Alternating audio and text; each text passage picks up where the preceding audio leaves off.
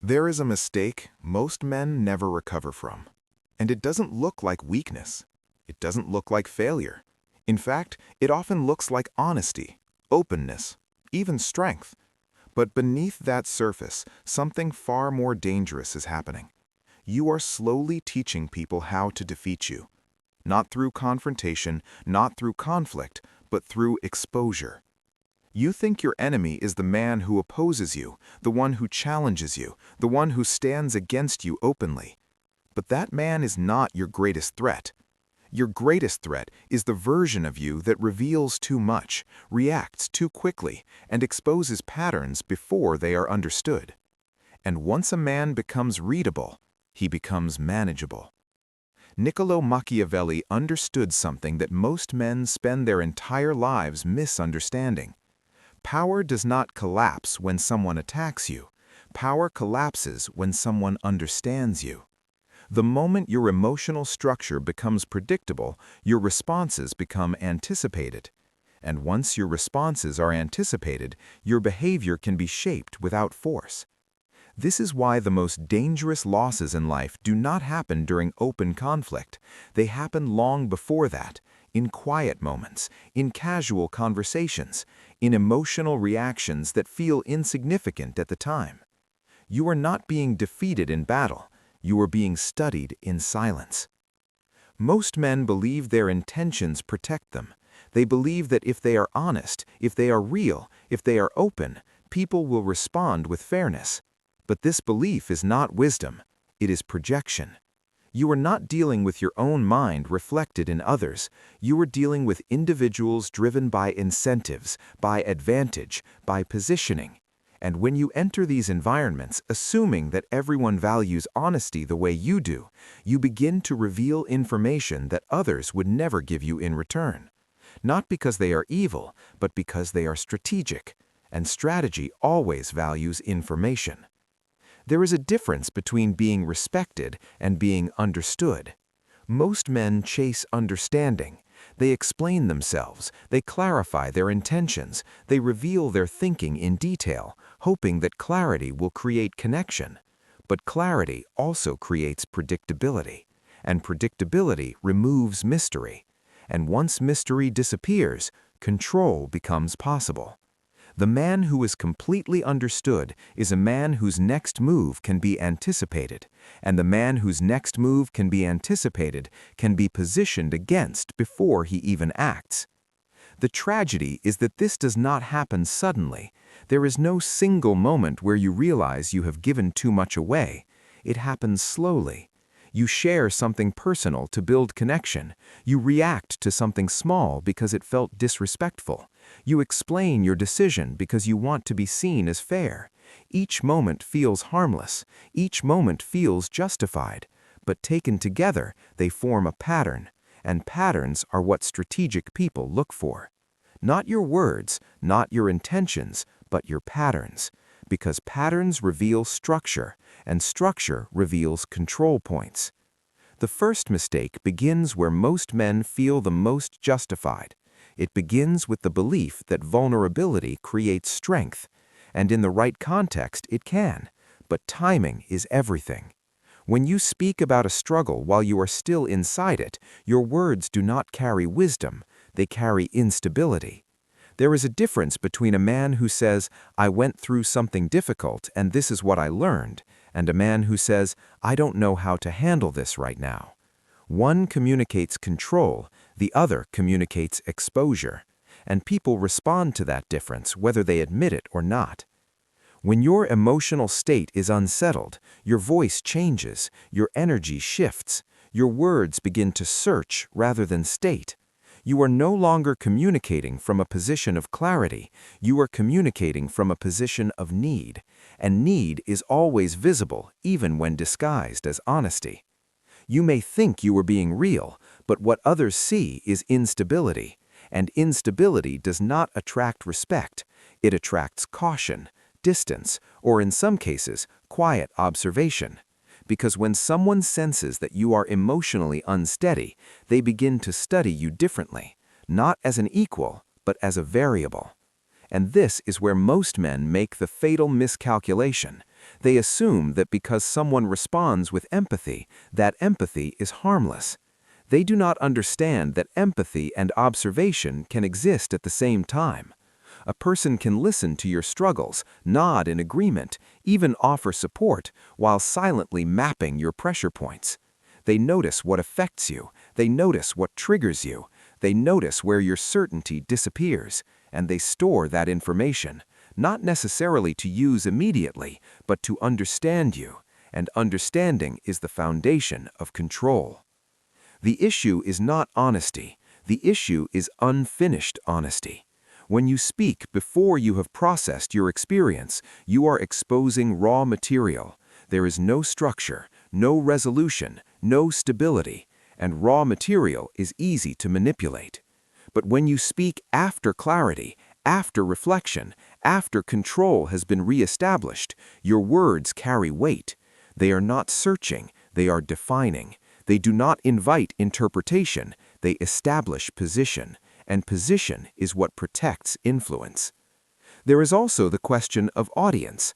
Not everyone deserves access to your internal state, yet most men treat their emotions like public information.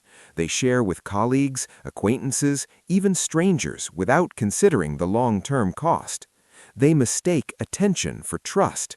They mistake conversation for connection. But trust is not built in moments, it is built in patterns over time. And until someone has demonstrated consistency, discretion, and loyalty, giving them access to your internal world is not connection, it is exposure. What makes this dangerous is that once information is released, it cannot be retrieved. People may forget details, but they do not forget impressions. If they see you during moments of instability, that image becomes part of how they evaluate you. Later, when decisions are made for responsibility, leadership, or opportunity, those impressions resurface, not consciously, but subtly, and influence is often decided in those subtle moments, not by what you say in the present, but by what others remember from your past. Strong men understand something that is rarely said directly. Emotional discipline is not suppression, it is timing. You do not deny what you feel, you control when and how it is expressed. You process privately, you speak selectively, you reveal with intention. This does not make you distant, it makes you precise, and precision is what separates those who maintain influence from those who lose it without understanding why. Because the truth is simple, but difficult to accept.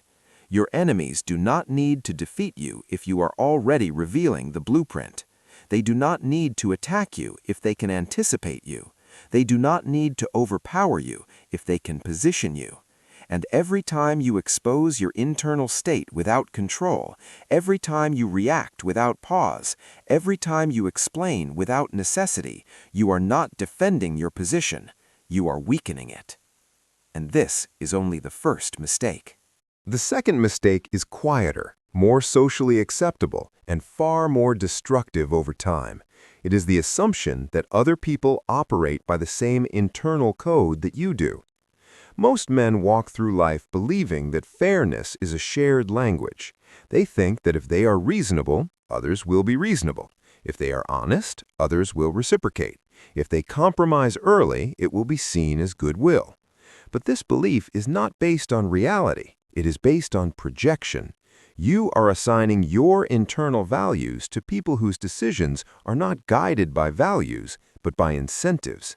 And the moment you do that, you begin to misread the situation completely. You reveal your position too early because you think transparency builds trust. You offer concessions because you think balance creates cooperation. You soften your stance because you think understanding will be mutual. But to a strategic mind, these actions do not signal integrity. They signal flexibility without resistance. They reveal your thresholds. They show how much pressure it takes before you adjust. And once someone understands your threshold, they no longer negotiate with you. They manage you. They apply just enough pressure to move you, not enough to provoke you. And you will call it compromise, not realizing it was calibration. What makes this mistake dangerous is emotional expectation. When you believe someone should behave fairly, you are not just observing them, you are investing emotionally in how they should act, and when they act differently, it disrupts you. That disruption creates reaction, and reaction creates exposure. You become frustrated, you begin to explain, you try to correct the imbalance. But in doing so, you reveal your standards, your limits, and your emotional triggers. You show exactly what you expected, exactly where you were surprised, and exactly what unsettles you. And all of that becomes usable information. Strategic individuals do not begin with trust. They begin with observation. They do not assume alignment. They study behavior. They watch how someone responds when there is tension, when there is disagreement, when there is something at stake. Because character is not revealed in comfort, it is revealed under pressure. Anyone can appear cooperative when there is no cost, but the moment something valuable is involved, priorities become visible. Do they protect mutual benefit, or do they shift toward personal advantage? Do they honor their word, or do they reinterpret it when circumstances change? These are the moments that define how someone actually operates. Most men miss this because they move too quickly. They want clarity early. They want to know where they stand, so they accelerate the process. They reveal, they commit, they invest before the other person has been tested. But clarity gained too early is often false. You are not seeing the person, you are seeing their presentation. And presentation is controlled. It is designed to be agreeable, to be appealing, to create alignment quickly. But alignment created without pressure is not reliable. It is temporary. And when pressure eventually arrives, the shift feels like betrayal, when in reality, it is simply exposure of what was always there. This is why early compromise is one of the most misunderstood mistakes. Many men believe that giving something first creates trust, that by showing flexibility, they will encourage reciprocity. And sometimes that works, but only with people who value balance. With strategic individuals, early compromise sends a different signal. It shows that you are willing to move without resistance. It suggests that your position is negotiable before it has even been challenged. And instead of building trust, it lowers your perceived strength. They do not see generosity, they see opportunity. Positioning is not built through what you give away, it is built through what you hold consistently. When you maintain your position calmly, without aggression, without over-explanation, you communicate something far more powerful than words. You communicate stability. You show that cooperation is possible, but not automatic, that access is available, but not immediate, and that balance must be earned, not assumed. This shifts the dynamic entirely. Instead of you adjusting to them, they begin to measure themselves against you. There is also a deeper psychological layer that most men never consider. When you expect fairness, you lower your level of awareness.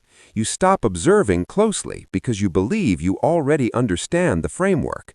But when you remove that expectation, your perception sharpens.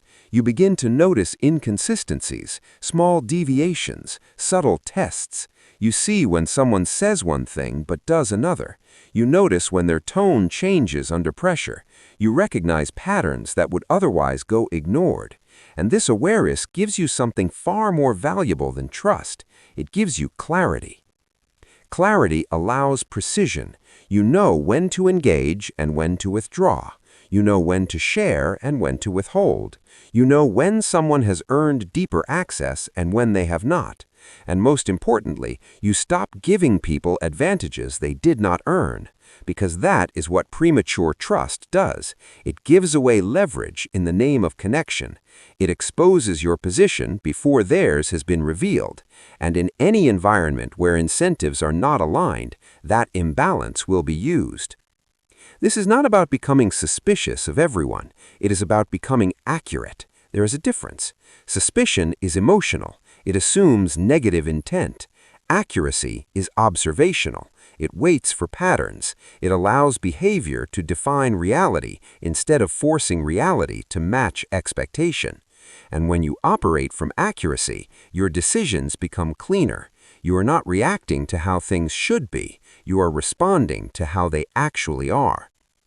The truth is uncomfortable, but it is necessary. Most of the time, you are not being outplayed because others are more intelligent. You are being outpositioned because you are operating on assumptions they are not bound by. You are offering fairness in environments that reward advantage. You are opening openness in spaces that reward control. And in doing so, you create the very imbalance you later try to correct.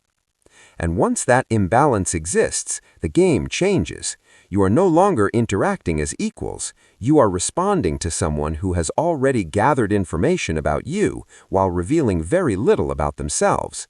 They understand your limits. They understand your expectations. They understand how you respond when something feels off. And because of that, they do not need to overpower you. They only need to guide you.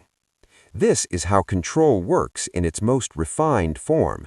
It is not loud, it is not aggressive, it is subtle. It operates through small adjustments, quiet pressure, and precise timing. And it is only possible when you have made yourself readable, when you have revealed your internal code, without realizing that not everyone is playing by it. So the shift is simple, but not easy. Stop assuming, start observing, stop projecting, start studying.